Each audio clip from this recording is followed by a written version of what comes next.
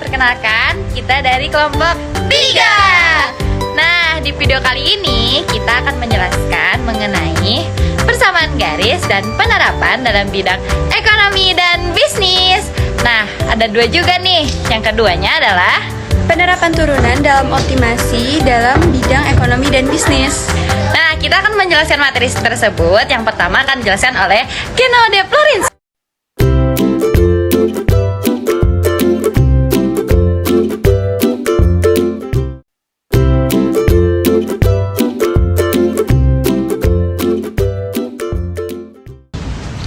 Materi ini membahas tentang konsep dasar garis lurus dalam matematika. Garis lurus merupakan salah satu bentuk grafik paling penting dalam aljabar dan geometri karena banyak digunakan dalam berbagai bidang seperti fisika, ekonomi, teknik, dan statistika. Sekarang saya akan jelaskan sebuah fungsi yang dapat membentuk garis. Apa itu garis menurut definisi matematika? Serta bagaimana bentuk-bentuk persamaan garis yang dituliskan. Yang pertama, fungsi f, g, dan h. Pada awal materi diperkenalkan tiga fungsi yang bentuk rumusnya sama, yaitu fungsi f, fungsi g, dan fungsi h.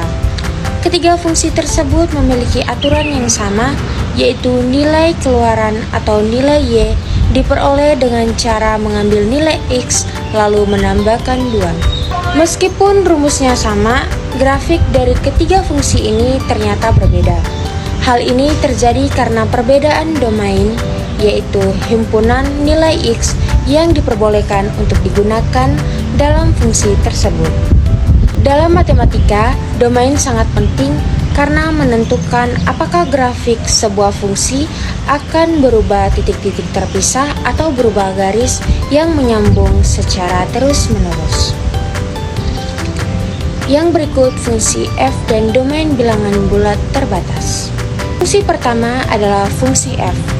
Fungsi ini hanya didefinisikan pada himpunan A, yaitu bilangan bulat dari min 2 sampai 2. Artinya, nilai x hanya boleh berupa bilangan bulat tertentu saja, yaitu min 2, min 1, 0, 1, dan 2.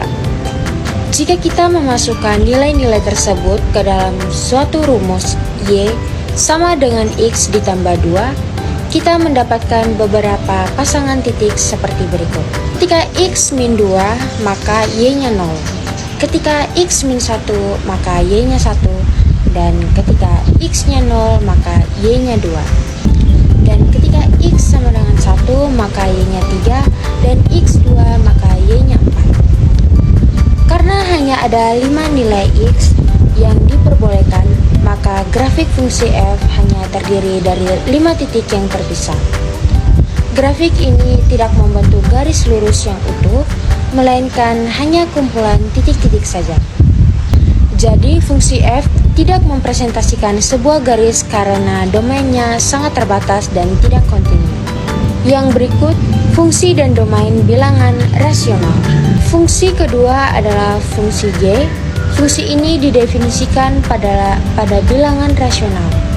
Bilangan rasional adalah bilangan yang dapat ditulis dalam bentuk pecahan seperti 1/2, 3/4, min 5/2, dan seterusnya.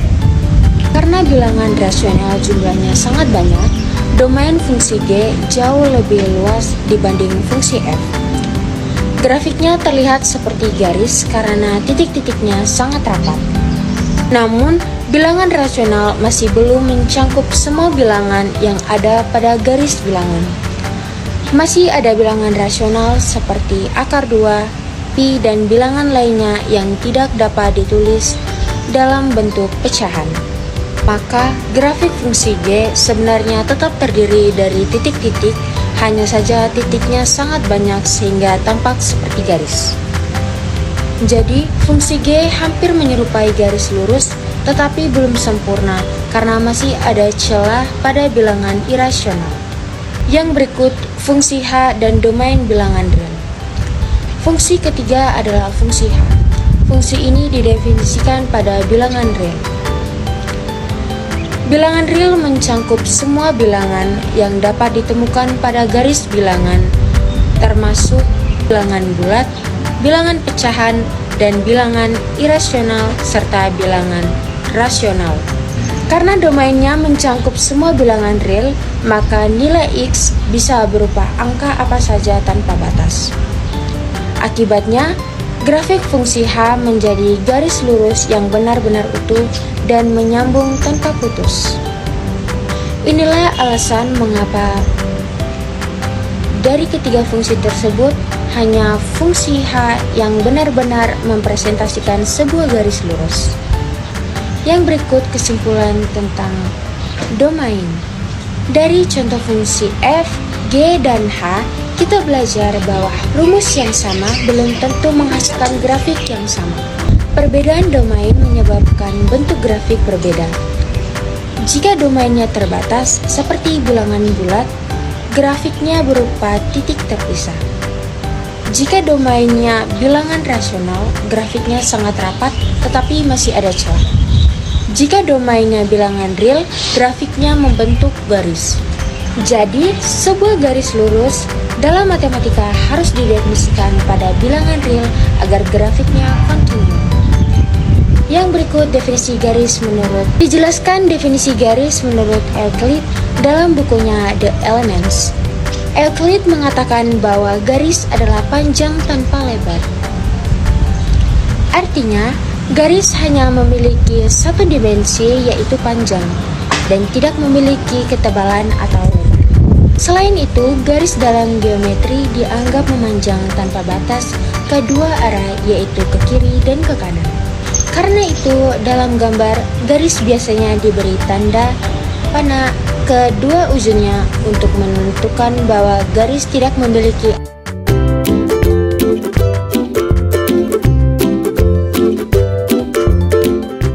Nah, selanjutnya saya akan menjelaskan mengenai kemiringan garis atau yang disebut dengan slope. Nah, dilambangkan dengan huruf M merupakan salah satu konsep penting dalam persamaan garis lurus.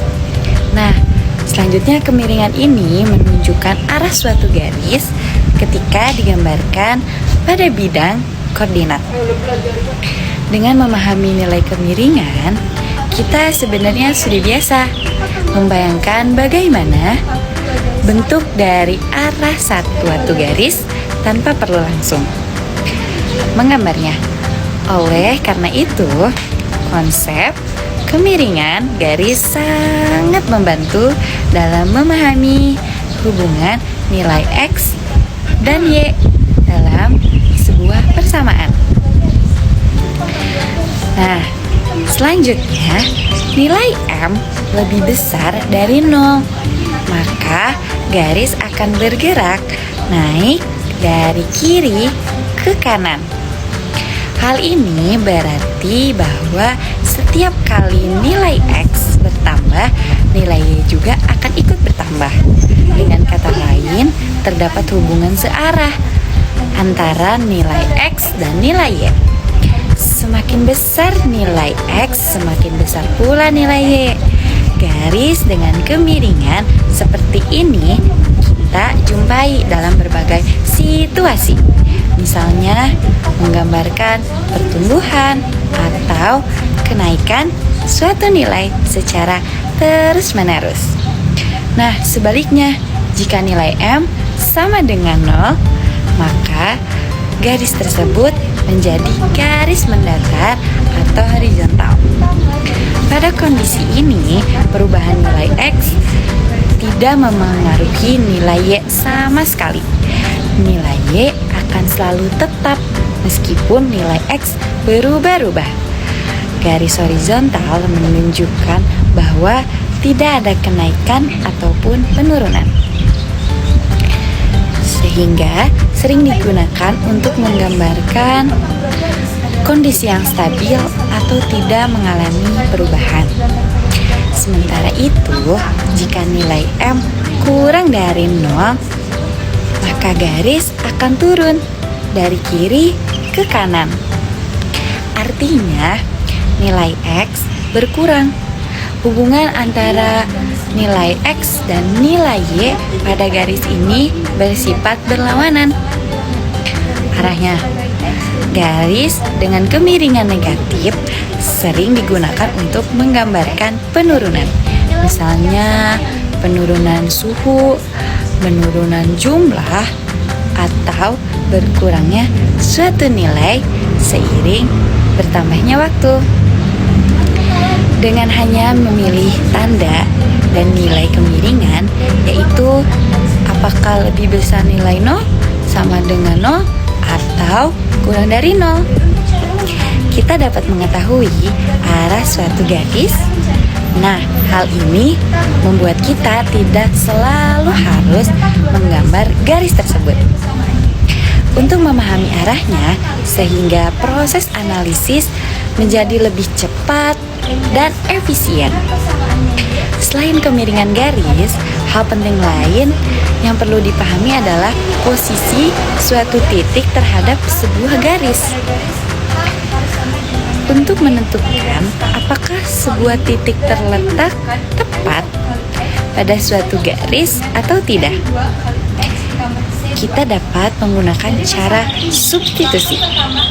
Caranya adalah dengan memasukkan koordinat titik tersebut ke dalam persamaan garis. Jika hasil substitusi tersebut menghasilkan pertanyaan yang benar, maka titik tersebut berada pada garis. Namun, jika hasilnya tidak sesuai, maka titik tersebut tidak terletak pada garis. Sebagai contoh, misalnya terdapat sebuah titik A dengan koordinat X 1 dan Y1. Titik ini akan diuji terhadap sebuah persamaan garis yang berbentuk Y sama dengan M X ditambah C. Jika setelah nilai X1 dan Y1 dimasukkan ke dalam persamaan tersebut menghasilkan kesamaan yang benar, maka dapat disimpulkan bahwa titik A terletak pada garis tersebut. Namun, jika hasilnya tidak sesuai, maka titik A tidak berada pada garis tersebut. Meskipun mungkin terlihat dekat dengan garis tersebut pada gambar. Nah, cara ini sangat penting karena perhatinya tidak semua titik yang tampak dekat dengan garis benar-benar terletak tepat pada garis tersebut. Dengan metode substitusi, kita dapat memastikan secara matematis dan pasti apakah suatu titik benar berada pada garis atau tidak. Sebagai contoh konkret, perhatikan persamaan garis Y sama dengan 10X dikurangi 7. Untuk mengecek apakah suatu titik terletak pada garis ini, kita cukup memasukkan nilai X dari titik tersebut ke dalam persamaan, lalu menghitung nilai Y. Jika hasil perhitungan nilai Y sama dengan nilai Y pada titik tersebut, maka titik itu terletak pada garis. Namun, jika hasilnya berbeda, maka tidak tersebut titik berada pada garis. Nah, misalnya ketika diuji titik B dengan koordinator 4,30 diperoleh nilai Y sama dengan 10 dikali 4 dikurang 7 yaitu 30. Sementara itu nilai Y pada titik B adalah 30 karena hasil perhitungan tidak sama dengan nilai Y titik tersebut. Maka dapat disimpulkan titik B tidak terletak pada garis Y, sama dengan 10X dikurangi 7.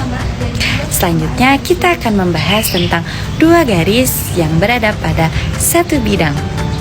Yang sama, dua garis yang berada pada satu bidang, yang sama disebut garis koplanar. Garis-garis koplanar dapat memiliki 3 kemungkinan posisi, yaitu pertama, sejajar, kedua, berpotongan, atau ketiga, berimpit. Ketiga kemungkinan ini sangat penting untuk dipahami karena berkaitan langsung dengan sifat-sifat persamaan garis lurus. Nah, dua garis dikatakan sejajar apabila memiliki nilai kemiringan yang sama, tetapi nilai konstanta yang berbeda karena kemiringan sama. Arah kedua garis tersebut juga sama, sehingga garis tersebut tidak akan pernah bertemu.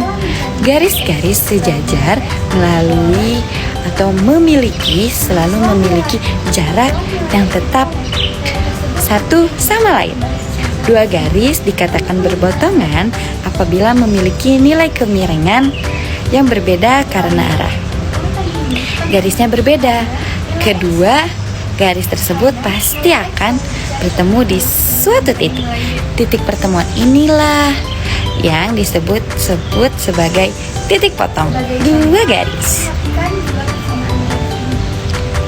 Sementara itu, dua garis dikatakan berimpit apabila nilai kemiringan dan nilai konstanta sama.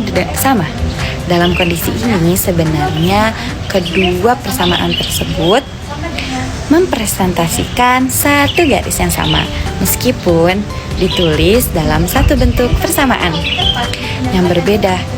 Garis yang dihasilkan tetap sama persis. Untuk mencari koordinat titik potong dua garis, permasalahan ini dapat dipandang sebagai penyelesaian sistem 2 persamaan linier. Misalnya, terdapat dua garis dengan persamaan Y sama dengan M, 1X ditambah C, dan Y sama dengan MX ditambah C2, karena titik potong terletak pada kedua garis.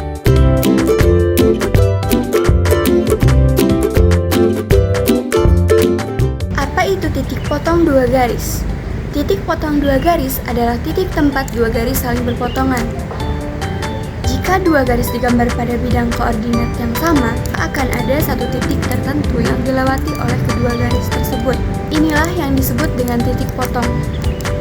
Setiap titik pada bidang koordinat dinyatakan dengan pasangan bilangan yang ditulis sebagai X dan Y. Karena itu, untuk mencari titik potong dua garis berarti mencari nilai X dan nilai Y yang memenuhi kedua persamaan pada garis sekaligus. Dengan kata lain, titik potong merupakan solusi bersama dari dua persamaan garis lurus. Untuk memahami cara mencari titik potong dua garis, kita mulai dari konsep yang sederhana.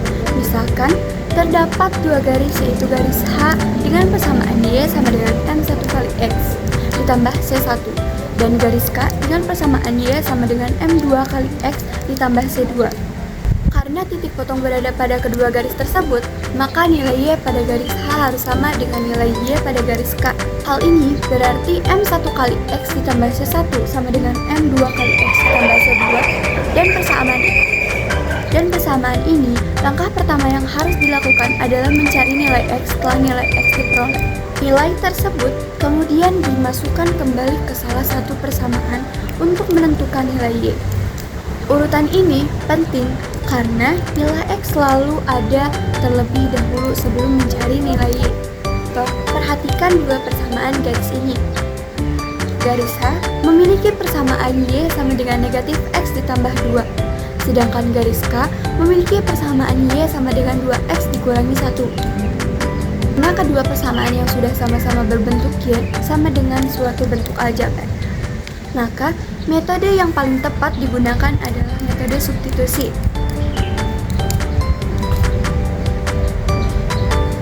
Langkah pertama adalah menyamakan kedua persamaan. karena keduanya sama-sama bernilai Y, sehingga negatif X ditambah 2 sama dengan 2X dikurangi 1. Selanjutnya, diselesaikan dengan persamaan tersebut dengan mengelompokkan bilangan dua variabel sejenis, sehingga 2 ditambah 1 sama dengan 2X ditambah X. Ini diperoleh 3 sama dengan 3X, sehingga nilai X sama dengan 1. Setelah nilai X ditemukan, langkah berikutnya adalah mencari nilai Y.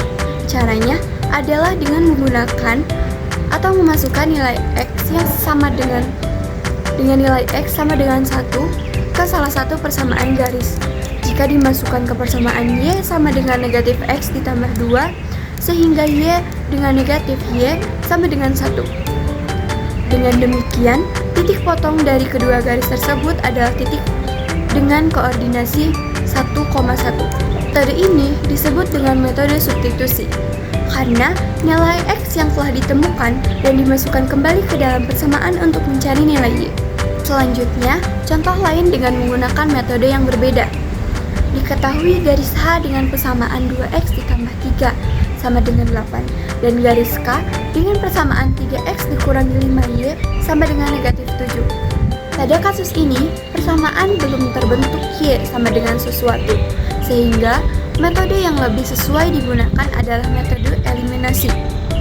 Tujuan metode eliminasi adalah menghilangkan salah satu variabel, X ataupun Y, agar persamaan menjadi lebih sederhana. Langkah pertama dalam metode eliminasi ini adalah menyamakan koefisien salah satu variabel. Pada contoh ini, variabel yang akan dieliminasi adalah Y. Persamaan pertama dikalikan 5, sehingga menjadi 10X ditambah 15, Y sama dengan 4, dikalikan 3 sehingga menjadi 9X dikurangi 15Y, sama dengan negatif 21.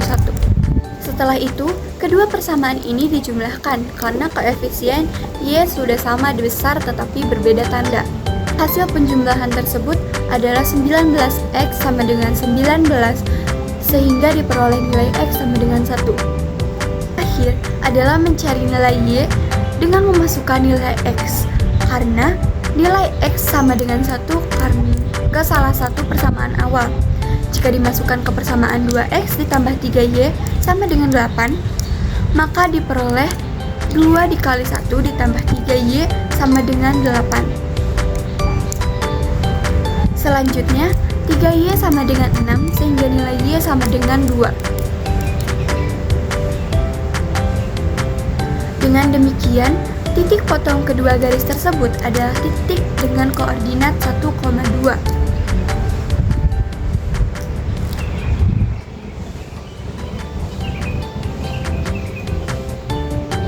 Sebagai rangkuman, titik potong pada kedua garis merupakan solusi dari dua persamaan garis lurus dan dinyatakan dalam bentuk pasangan nilai X dan Y. Dan untuk menentukan titik potong, terdapat dua metode utama yang dapat digunakan, yaitu substitusi dan metode eliminasi. Metode substitusi cocok digunakan apabila persamaan garis sudah berbentuk Y sama dengan AX ditambah B. Sedangkan metode eliminasi lebih cocok digunakan apabila persamaan garis masih berbentuk dengan AX ditambah BY sama dengan C. Yang paling penting untuk diingat adalah nilai X dicari terlebih dahulu. Kemudian nilai X ditentukan dengan memasukkan nilai X ke salah satu persamaan.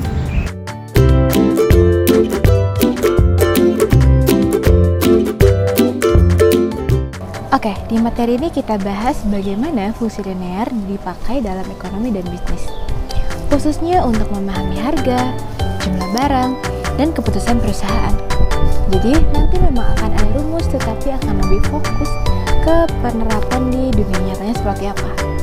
Nah, di ekonomi dan bisnis, hubungan seperti ini biasanya dinyatakan dalam fungsi linear, karena perubahan antara harga dan jumlah barang dianggap konstan dan mudah dianalisis. Pertama, kita mulai dari permintaan dan penawaran.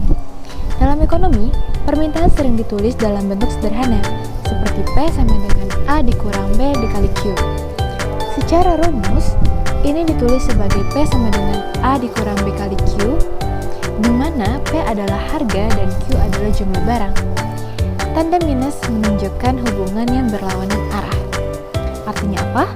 Artinya ketika jumlah barang yang diminta meningkat, harga yang mau dibayar konsumen justru menurun.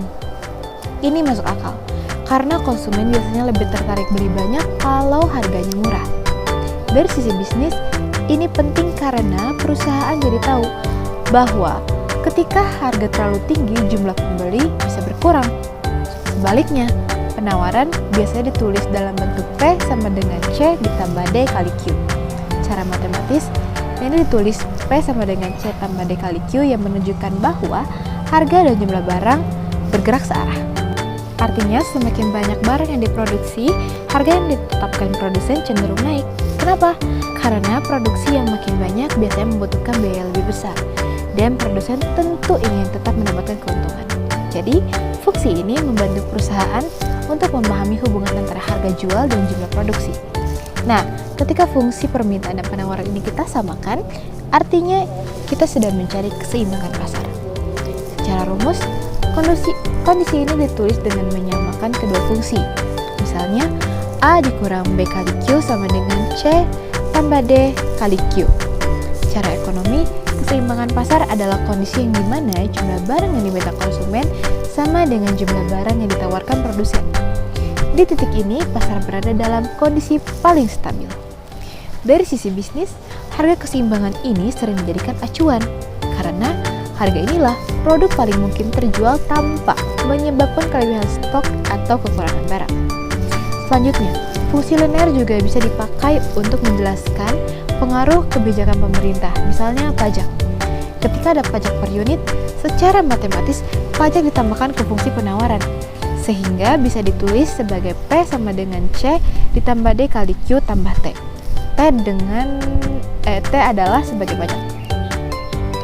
Ketika pemerintah mengenakan pajak per unit barang, secara matematis pajak itu ditambahkan ke fungsi penawaran. Tetapi ekonomi maknanya sederhana, yaitu biaya produksi naik. Karena biaya produksi yang naik, produsen akan menaikkan harga jual. Akibatnya, harga di pasar jadi lebih mahal dan jumlah barang yang dibeli konsumen jadi lebih sedikit. Untuk dunia bisnis, ini berarti perusahaan harus siap menyesuaikan strategi baik dari sisi harga maupun jumlah produksi. Selain pasar, fungsi linear juga penting dalam perencanaan keuangan perusahaan, terutama lewat konsep break-even point atau titik impas. Total biaya perusahaan biasanya ditulis sebagai TC sama dengan FC plus VC kali Q, yaitu biaya tetap ditambahkan biaya variabel dikali jumlah produksi. Biasanya, total biaya perusahaan ditulis sebagai gabungan biaya tetap dan biaya variabel, sedangkan pendapatan berasal dari harga jual dikali jumlah barang yang terjual. Nah, pendapatan ini ditulis sebagai TR sama dengan P kali Q. Ketika pendapatan sama dengan total biaya, perusahaan berada di titik impas. Secara matematis, kondisi ini ditulis TR sama dengan TC. Artinya, perusahaan belum untung, tapi juga belum rugi. Dalam praktik bisnis, titik impas ini sangat penting. Dengan mengetahui break-even point, perusahaan bisa menentukan target penjualan minimumnya. Kalau penjualan masih di bawah titik ini, berarti perusahaan masih rugi. Tetapi, kalau penjualan melewati titik impas, barulah perusahaan mulai mendapatkan keuntungan. Jadi, analisis ini sering dipakai manajemen untuk menentukan harga, mengontrol biaya, dan menilai apakah suatu usaha layak dijalankan atau tidak. Jadi, secara keseluruhan, fungsi linear ini membantu kita menghubungkan angka-angka dengan realitas ekonomi dan bisnis. Rumusnya memang sederhana, tetapi maknanya besar. Dari memahami perilaku konsumen, keputusan produsen, dampak pajak, sampai perencanaan keuntungan perusahaan, semuanya bisa dijelaskan dengan fungsi linear. Inilah kenapa konsep ini penting dan banyak digunakan dalam analisis ekonomi dan bisnis. Kalau kita lihat dari sudut pandang yang lebih luas, penggunaan fungsi linear dalam ekonomi dan bisnis sebenarnya ini membantu menyederhanakan masalah yang kompleks. Dalam dunia bisnis sehari-hari, konsep ini sering diterapkan tanpa kita sadari. Misalnya, saat perusahaan menentukan harga promo, menghitung target perjualan bulanan, atau memperkirakan dampak kenaikan biaya bahan baku. Semua keputusan tersebut pada dasarnya berangkat dari pemikiran yang sama, yaitu bagaimana suatu variabel memengaruhi variabel lainnya secara linear dan terukur. Selain itu, fungsi linear juga membantu perusahaan dan pengambilan kebijakan untuk memprediksi. Dengan memahami arah hubungan antara variabel, pelaku bisnis, dan perkiraan apa yang akan terjadi jika harga dinaikkan, produksi ditambahkan, atau biaya berubah. Walaupun prediksi ini bersifat sederhana, hasilnya tetap sangat berguna sebagai dasar pengambilan keputusan. Oleh karena itu, pemahaman fungsi linear tidak hanya penting bagi mahasiswa saja atau mungkin akademik saja, tapi juga bagi pelaku usaha dan pembuat kebijakan. Dengan pendekatan yang sederhana namun sistematis, fungsi linear menjadi alat yang paling efektif untuk menganalisis dan menjelaskan, juga merencanakan bagaimana aktivitas ekonomi dan bisnis secara lebih rasional.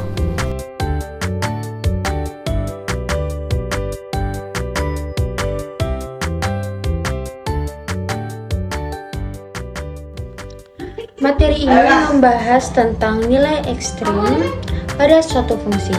Nilai ekstrim adalah nilai paling tinggi atau paling rendah yang dicapai oleh suatu fungsi pada grafiknya. Nilai ekstrim sangat penting dalam matematika karena membantu kita mengetahui titik maksimum dan titik minimum dari sebuah fungsi, baik secara lokal maupun secara global. Nilai ekstrim dibagi menjadi dua jenis utama, yaitu ekstrim lokal dan ekstrim global atau absolut. Ekstrim lokal adalah nilai maksimum atau minimum yang hanya berlaku di sekitar suatu titik tertentu, sedangkan ekstrim global adalah nilai tertinggi atau terendah yang berlaku untuk seluruh domain fungsi pada grafik fungsi y sama dengan fx, dan terdapat titik-titik penting seperti titik A, B, C, dan D yang menunjukkan posisi ekstrim tersebut. Grafik titik C merupakan titik tertinggi dengan nilai y sebesar 4. Karena ini adalah nilai terbesar yang dicapai fungsi pada seluruh interval, maka nilai ini disebut sebagai maksimum absolut atau global maksimum. Artinya, tidak ada nilai fungsi lain yang lebih besar daripada 4. Sebaliknya, titik D adalah titik terendah dengan nilai y sebesar min 4, sehingga disebut sebagai minimum absolut atau global maksimum. Karena tidak ada nilai fungsi yang lebih kecil dari min 4. Selain ekstrim global, grafik juga memiliki ekstrim lokal. Titik A dengan koordinat 0,1 merupakan maksimum lokal karena di sekitar titik tersebut grafik mencapai puncak kecil sebelum turun kembali. Nilai maksimum lokalnya adalah 1. Kemudian titik B dengan koordinat 2,-1 merupakan maksimum lokal karena grafik mencapai lembah kecil di sekitar titik tersebut sebelum naik kembali. Nilai minimum lokalnya adalah min 1. Dalam konsep ini juga terdapat perbedaan antara extreme point dengan extreme value. Extreme point adalah titik-titik pada grafik yang menunjukkan posisi ekstrim, yaitu A, B, C, dan D. Sedangkan extreme value adalah nilai y dari titik-titik tersebut, yaitu 4, min 4, 1, dan min 1. Jadi titiknya disebut extreme point, sedangkan nilainya disebut extreme value. Apakah nilai ekstrim selalu ada pada setiap fungsi? Jawabannya tidak. Beberapa fungsi memiliki fungsi garis lurus y sama dengan x, tidak memiliki maksimum atau minimum karena nilainya terus meningkat atau menurun tanpa batas. Fungsi kubik seperti y sama dengan x pangkat 3 juga memiliki ekstrim global karena grafiknya batas maupun batas bawah.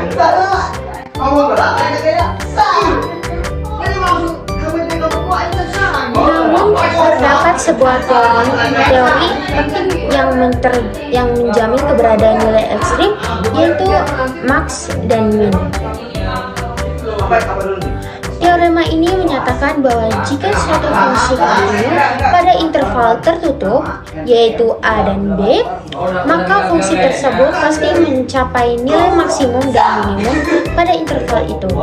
Interval tertutup berarti ujung intervalnya termasuk, dan fungsi kontinu berarti grafiknya tidak terputus atau tidak memiliki loncatan. Nilai ekstrim terdiri dari maksimum dan minimum, baik secara lokal maupun global. Tidak semua fungsi memiliki ekstrim, tetapi jika fungsi kontinu dan didefinisikan pada interval tertutup, maka nilai maksimum atau minimum absolut pasti ada. Materi ini membantu kita memahami bagaimana fungsi mencapai nilai tertinggi dan terendah dalam suatu domain tertentu.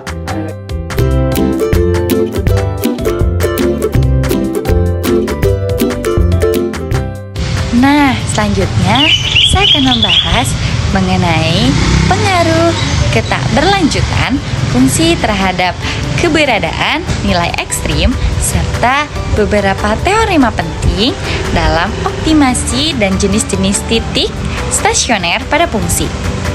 Secara umum, nilai ekstrim adalah nilai minimum atau maksimum yang dimiliki suatu fungsi pada interval tertentu.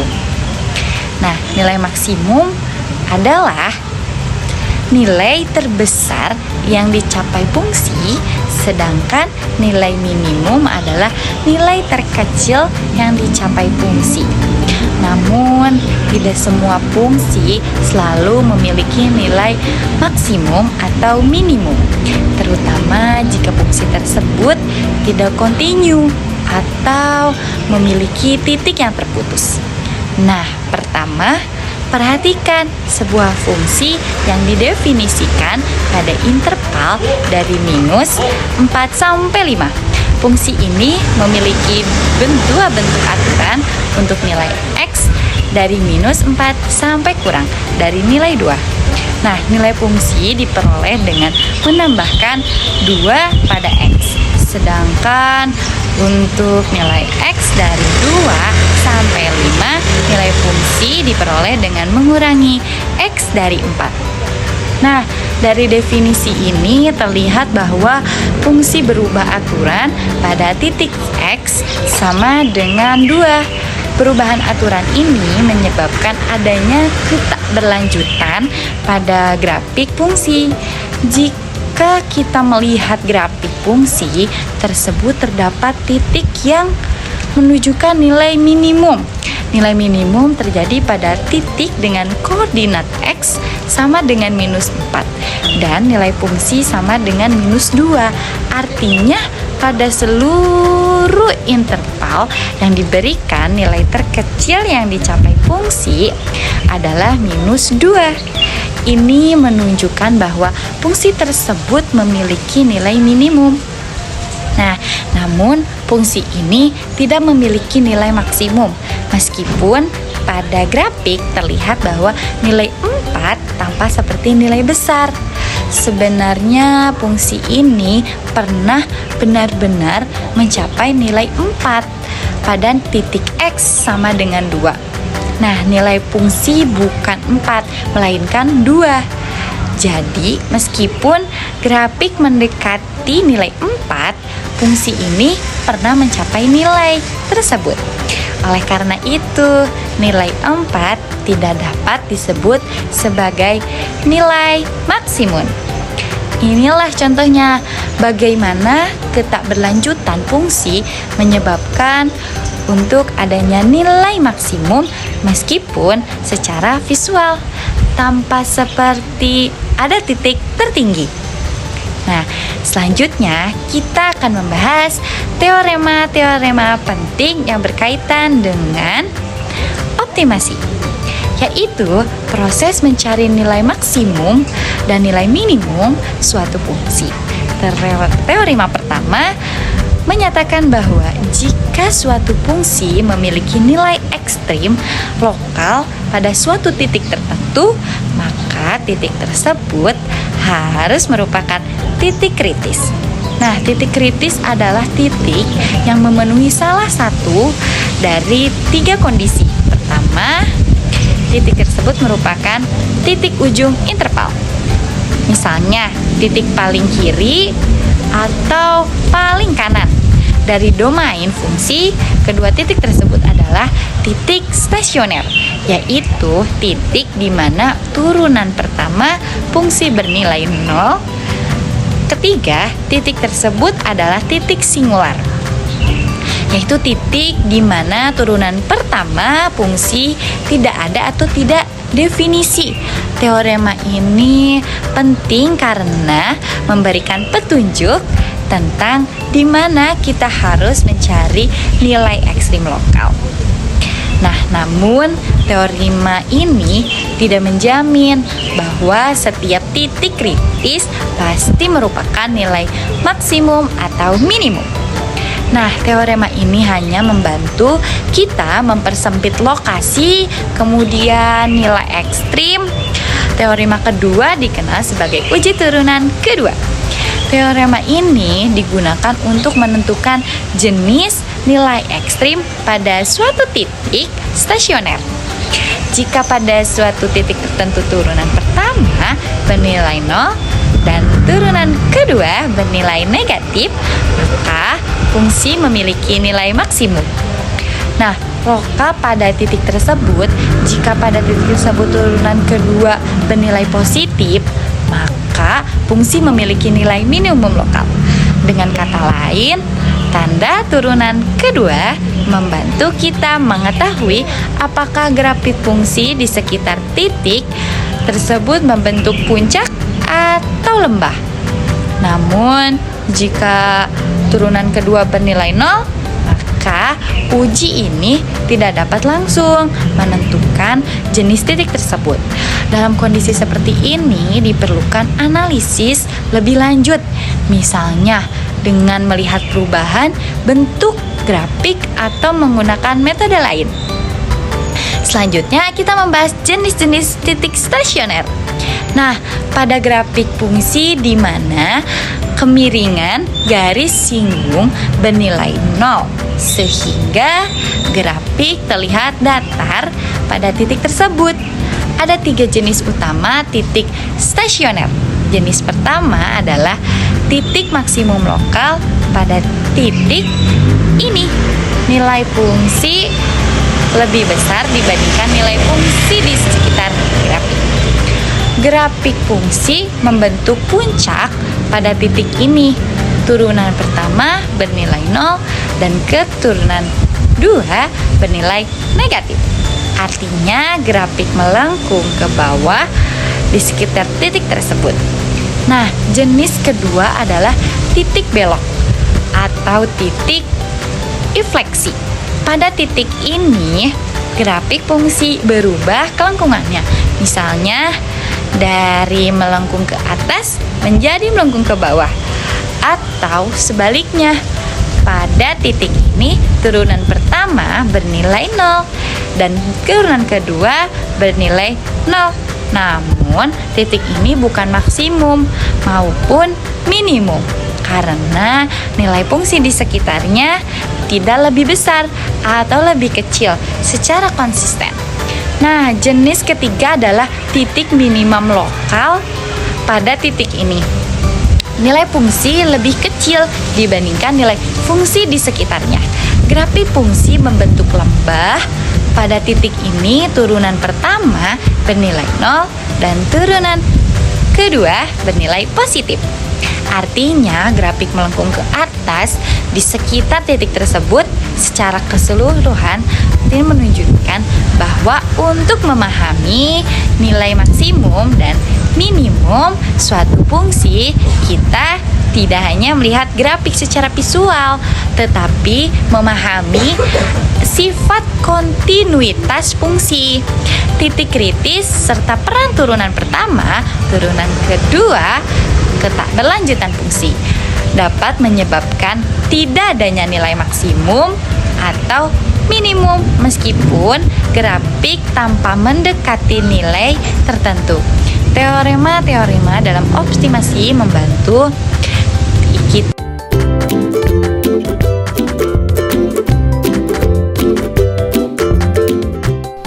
Nah, kita kita lanjutkan ke pembahasan bagaimana turunan digunakan untuk mencari nilai maksimum dan minimum, atau yang biasa disebut sebagai optimasi. Konsep optimasi ini sering digunakan dalam berbagai bidang, seperti ekonomi, bisnis, teknik, dan ilmu lainnya. Tujuannya sederhana, yaitu mencari kondisi yang paling menguntungkan atau paling efisien.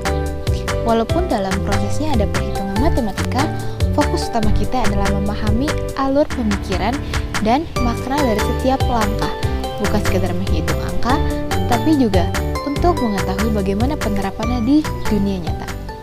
Langkah pertama dalam optimasi adalah menentukan fungsi objektif.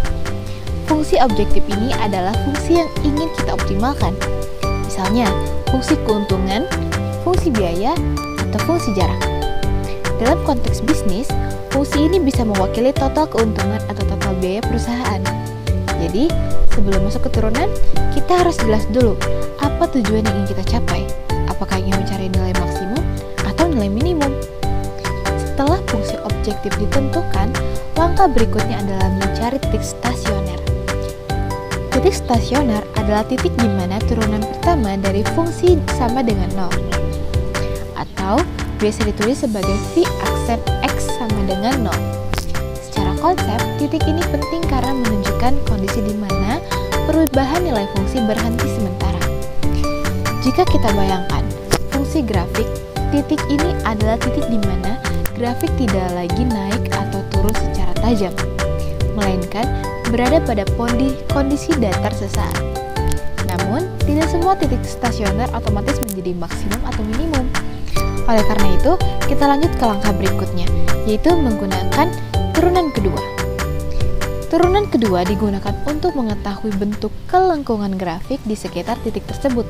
Jika turunan kedua bernilai negatif, maka grafik berbentuk seperti bukit, yang berarti titik tersebut adalah maksimum lokal.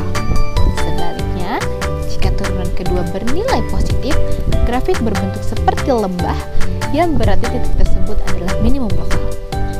Langkah ini membantu kita untuk memahami sifat dari titik ekstrim yang ditemukan.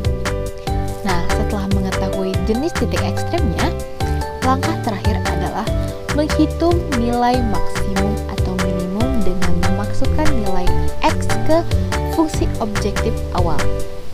Nilai inilah yang biasanya menjadi jawaban akhir dari masalah optimasi. Nilai ini memiliki arti penting, misalnya sebagai jumlah produksi optimal atau biaya minimum yang harus dikeluarkan. Sekarang kita masuk ke contoh pertama. Pada contoh ini, diberikan sebuah fungsi matematika yang akan dianalisis. Langkah pertama yang dilakukan adalah menuliskan fungsi tersebut sebagai fungsi objektif. Setelah itu, fungsi tersebut diturunkan untuk mendapatkan turunan pertama. Ketika turunan pertama disamakan dengan 0, diperoleh dua nilai X yang menjadi kandidat titik ekstrim. Langkah berikutnya adalah menguji kedua titik tersebut menggunakan turunan kedua. Nah, dari hasil pengujian dapat ditentukan bahwa salah satu titik merupakan maksimum lokal dan titik lainnya merupakan minimum lokal. Setelah itu, nilai fungsi pada masing-masing titik dihitung. Contoh ini menunjukkan bahwa satu fungsi bisa memiliki lebih dari satu titik ekstrim, dan masing-masing memiliki makna yang berbeda. Contoh kedua, masih menggunakan konsep yang sama tetapi dengan bentuk fungsi yang berbeda. Itu dalam contoh ini, turunan pertama menghasilkan lebih dari satu titik stasioner. Hal ini menegaskan bahwa fungsi yang lebih kompleks dapat memiliki beberapa titik ekstrim sekaligus. Dengan menggunakan turunan kedua, kita dapat mengklasifikasikan setiap titik tersebut, apakah merupakan maksimum atau minimum. Setelah itu, nilai maksimum dan minimum dapat ditentukan dengan cara yang sama, yaitu dengan memasukkan nilai X ke fungsi awal. Melalui contoh kedua ini, terlihat bahwa metode optimasi dengan turunan bersifat konsisten dan sistematis. Tidak peduli bentuk fungsi yang diberikan, langkah-langkah yang digunakan itu tetap sama. Hal ini membuat metode ini sangat efektif dan mudah diterapkan pada berbagai permasalahan. Nah, lalu pada contoh ketiga, pada konsep optimasi mulai dikaitkan dengan masalah yang lebih realistis, seperti masalah biaya atau produksi. Biasanya, fungsi yang diberikan merepresentasikan total biaya atau total keuntungan perusahaan. Tujuan dari analisis ini adalah mencari jumlah produksi yang paling optimal, yaitu jumlah yang dihasilkan biaya minimum atau keuntungan maksimum. Dalam konteks bisnis, hasil optimasi ini sangat penting karena berkaitan langsung dengan pengambilan keputusan. Misalnya, jika perusahaan memproduksi terlalu sedikit, potensi keuntungan tidak maksimal. Sebaliknya, jika memproduksi terlalu banyak, biaya bisa meningkat secara signifikan. Dengan menggunakan turunan, perusahaan dapat menentukan titik tengah yang paling efisien. Secara keseluruhan, optimasi menggunakan turunan memberikan cara yang logis dan terstruktur untuk menentukan kondisi terbaik dari suatu fungsi. Walaupun terlihat matematis, penerapannya sangat dekat dengan dunia nyata. Konsep ini membantu kita menjawab pertanyaan penting seperti kapan keuntungan paling besar atau kapan biaya paling kecil. Nah, dapat kita simpulkan bahwa optimasi dengan turunan merupakan salah satu aplikasi matematika yang sangat penting. Dengan memahami langkah-langkahnya, kita tidak hanya mampu menyelesaikan soal matematika saja, tetapi juga mampu menerapkan konsep tersebut dalam berbagai situasi nyata.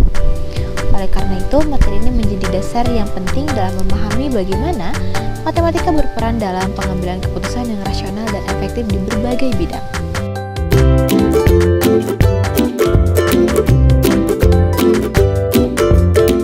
Selanjutnya ada pembahasan biaya rata-rata minimum.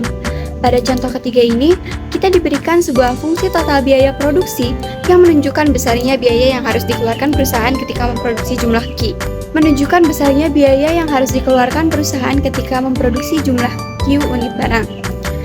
Fungsi tersebut menyatakan bahwa total biaya terdiri dari 3 komponen utama, yaitu biaya variabel yang bergantung pada jumlah produksi, biaya tetap, dan komponen biaya yang lain yang meningkat seiring bertambahnya jumlah unit yang diproduksi. Permasalahan utama yang ingin dijawab adalah berapa jumlah unit yang sebaiknya diproduksi agar biaya rata-rata per unit menjadi serendah mungkin, serta berapa besarnya biaya rata-rata minimum tersebut. Menjawab persoalan ini, langkah pertama yang harus dilakukan adalah memahami konsep biaya rata-rata. Biaya rata-rata atau average cost adalah biaya total yang dibagi dengan jumlah unit yang diproduksi. Jumlah unit yang diproduksi. Konsep ini penting karena menunjukkan berapa besar biaya yang harus ditanggung perusahaan untuk setiap satu unit produk, dengan membagi fungsi total biaya dengan jumlah produksi Q. Kita memperoleh fungsi biaya rata-rata yang terdiri dari 3 bagian, yaitu bagian yang sering meningkat seiring bertambahnya produksi, bagian yang bersifatnya tetap, serta bagian biaya tetap yang harus dibagi jumlah produksi, sehingga nilainya akan semakin kecil ketika jumlah produksi semakin besar. Setelah fungsi biaya rata-rata diperoleh, langkah selanjutnya adalah mencari titik di mana biaya rata-rata tersebut berada pada nilai terendah. Secara sistematis, titik ini disebut sebagai titik stasioner, yaitu titik ketika perubahan biaya rata-rata terhadap perubahan jumlah produksi sama dengan 0. Untuk menemukannya, kita menurunkan fungsi biaya rata-rata terhadap Q. Hasil turunan ini kemudian disamakan dengan 0 untuk mencari nilai Q yang memungkinkan terjadinya biaya rata-rata minimum. Dari proses perhitungan tersebut diperlukan 2 kemungkinan nilai jumlah produksi, yaitu nilai negatif dan nilai positif. Karena jumlah produksi tidak mungkin bernilai kurang dari 0, maka nilai negatif harus ditolak. Dengan demikian, hanya nilai Q yang positif yang dapat diterima sebagai solusi yang masuk akal secara ekonomi. Nilai inilah yang menjadi kandidat jumlah produksi yang menghasilkan biaya rata-rata minimum. Namun, untuk menentukan bahwa titik tersebut benar-benar merupakan titik minimum dan bukan titik maksimum ataupun titik belok, diperlukan uji turunan kedua. Turunan kedua ini dari fungsi biaya rata-rata yang menunjukkan sifat kelengkungan kurva. Jika nilai turunan kedua lebih besar dari 0, maka kurva yang berbentuk cekung ke atas dan titik tersebut merupakan titik minimum. Dalam kasus ini, hasil uji menunjukkan bahwa turunan kedua bernilai lebih besar dari 0, sehingga dapat disimpulkan bahwa jumlah produksi tersebut benar-benar menghasilkan biaya rata-rata minimum. Jumlah produksi tersebut benar-benar menghasilkan biaya rata-rata minimum. Langkah terakhir adalah menghitung besarnya biaya rata-rata minimum dengan memasukkan nilai jumlah produksi yang telah diperoleh ke dalam fungsi biaya rata-rata. Hasil perhitungan menunjukkan bahwa biaya rata-rata minimum yang dapat dicapai perusahaan adalah sebesar Rp660 per unit. Artinya, jika perusahaan memproduksi 200 unit barang, maka setiap unit hanya memerlukan biaya rata-rata sebesar Rp660. Dan nilai ini merupakan biaya rata-rata terendah yang bisa dicapai. Dan selanjutnya ada pembahasan biaya marginal minimum. Pada contoh keempat, fokus pembahasan beralih dari biaya rata-rata ke biaya marginal. Biaya marginal adalah tambahan biaya yang timbul akibat penambahan satu unit produksi. Konsep ini sangat penting dalam pengambilan keputusan produksi, karena menunjukkan seberapa besar biaya ekstra yang harus dikeluarkan perusahaan jika ingin meningkatkan jumlah produksinya. Diketahui, fungsi total biaya yang bergantung pada jumlah produksi Q. Untuk memperoleh biaya marginal, langkah pertama yang harus dilakukan adalah menurunkan fungsi total biaya terhadap Q. Hasil turunan ini memberikan fungsi biaya marginal yang menggambarkan hubungan antara jumlah produksi dan tambahan biaya yang timbul. Setelah fungsi biaya marginal diperoleh, langkah berikutnya adalah mencari titik di mana biaya marginal berada pada titik terendah ataupun nilai terendah, sama seperti pada biaya rata-rata. Titik minimum biaya marginal dapat ditemukan dengan mencari titik stasioner, yaitu dengan menurunkan kembali fungsi biaya marginal dan menyamakan dengan nol. Hasil perhitungan tersebut diperoleh bahwa biaya marginal mencapai titik stasioner ketika jumlah produksinya sama dengan 10 unit. Untuk memastikan bahwa titik ini merupakan titik minimum, dilakukan uji turunan kedua. Dalam kasus ini, turunan kedua dari fungsi biaya marginal bernilai konstan dan lebih besar dari 0. Hal ini menunjukkan bahwa kurva biaya marginal berbentuk cekung ke atas, sehingga titik stasioner yang diperoleh merupakan titik minimum. Langkah terakhir adalah menghitung nilai biaya marginal minimum dengan memasukkan jumlah produksi 10 unit ke dalam fungsi biaya marginal. Dari hasil perhitungan, diperoleh bahwa biaya marginal minimum adalah sebesar Rp330 per unit. Di bahwa pada tingkat produksi 10 unit, tambahan biaya yang harus dikeluarkan perusahaan untuk memproduksi 1 unit tambahan adalah yang paling rendah dibandingkan tingkat produksi lainnya.